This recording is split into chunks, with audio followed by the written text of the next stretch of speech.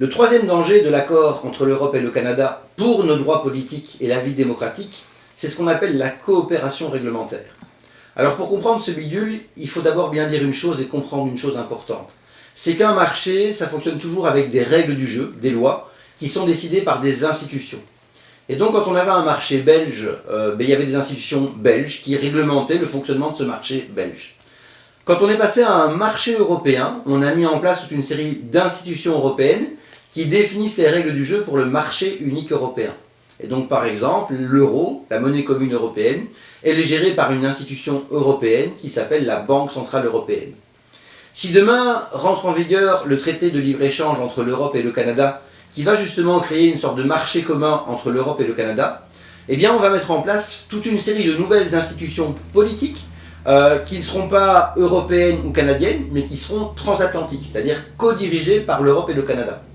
En quoi est-ce que c'est inquiétant? C'est inquiétant parce que ces nouvelles institutions transatlantiques vont être gérées par des gens qu'on ne connaît pas et qu'on n'a pas élus, autrement dit par des technocrates, qui seront désignés par la Commission européenne et par le gouvernement canadien. Ces technocrates vont travailler dans un système opaque où on aura énormément de mal à savoir ce qu'ils font et ce qu'ils décident, tout simplement parce que leurs instances de décision et leurs instances de réunion vont être situées à des milliers de kilomètres de l'endroit où on vit, et la langue qu'ils vont utiliser quotidiennement sera probablement une langue que la plupart d'entre nous ne parlent même pas. Mais surtout, l'objectif de cette coopération réglementaire entre l'Europe et le Canada, ce sera d'en finir avec ce qu'on appelle les divergences législatives. Autrement dit, à chaque fois que des textes de loi seront différents entre l'Europe et le Canada et nuiront au commerce, donc à la libre circulation des produits, des investissements, des entreprises, le but de cette coopération réglementaire sera de lutter contre ces divergences législatives. Mais oh les amis, les divergences législatives, de quoi est-ce que ça naît? Ça naît du fait que quand on est en démocratie, eh bien les choix démocratiques des populations sont des choix locaux, et qu'effectivement les populations ne mettent pas en place les mêmes types de pouvoirs politiques, les mêmes types de gouvernements, et donc que les décisions législatives entre l'Europe, entre le Canada et entre toute une série de pays sont différentes.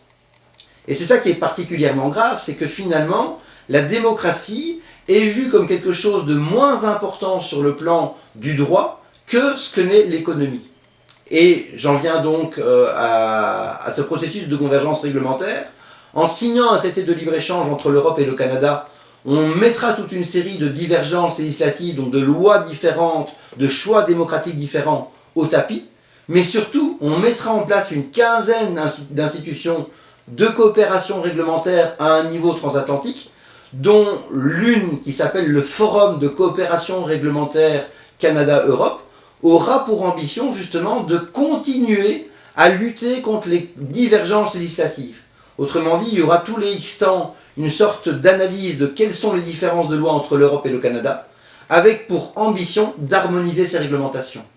Et bien voilà, c'est quoi la coopération réglementaire? Ça consiste à donner à des instances opaques, éloignées de nous, dirigées par des technocrates, le pouvoir d'analyser des textes de loi